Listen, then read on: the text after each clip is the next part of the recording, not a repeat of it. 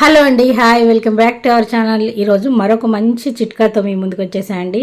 ఎంత పెద్దగా అయినా పిల్లలకి పక్క తడపడం అలవాటు పోదు. దీనికోసం ఒక మంచి చిట్కా చెప్తాను. ఇది ఫాలో అవి చూడండి, ఖచ్చితంగా మానేస్తారనమాట.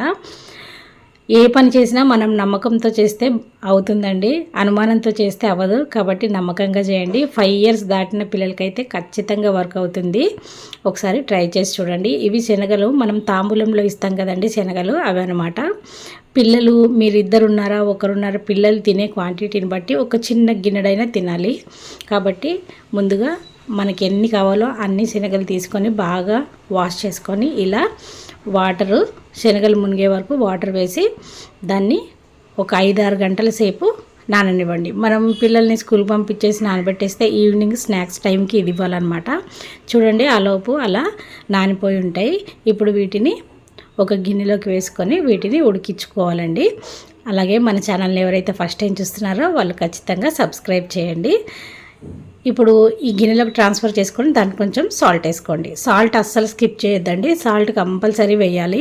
కొంతమంది పిల్లలకి సాల్ట్ ఎందుకులే అని స్కిప్ చేస్తారు. స్కిప్ చేయకండి, ఖచ్చితంగా సాల్ట్ వేయండి.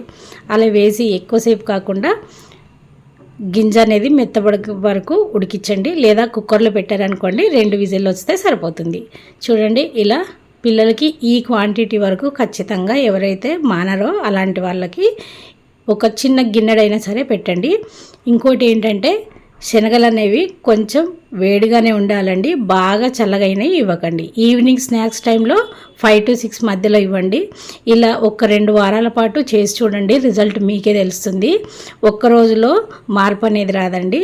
ఖచ్చితంగా ఇది 2 వారాల నుంచి 3 వారాల వరకు వాడండి. నెమ్మదిగా వాళ్ళే మానేస్తారు. ఒక రోజు పెట్టి ఒక రోజు మానేయడం అలాంటివి చేయకండి.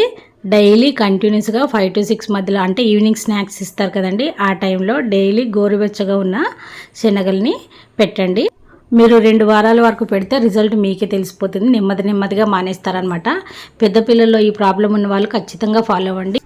మరి ఈ టిప్ నచ్చితే ఖచ్చితంగా మన ఛానల్ని సబ్స్క్రైబ్ చేయండి. అలాగే మీ ఫ్రెండ్స్ రిలేటివ్స్కి షేర్ చేయండి. Thank you.